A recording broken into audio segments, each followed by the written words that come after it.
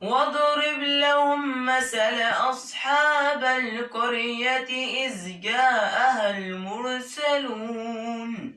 إذ أرسلنا إليهم اثنين فكذبوهما فعززنا بثالث فقالوا إنا إليكم مرسلون قالوا ما أنتم إلا بشر مثلنا وما أنزل الرحمن من شيء إن أنتم ألا تكذبون قالوا ربنا يعلم إنا إليكم لمرسلون وما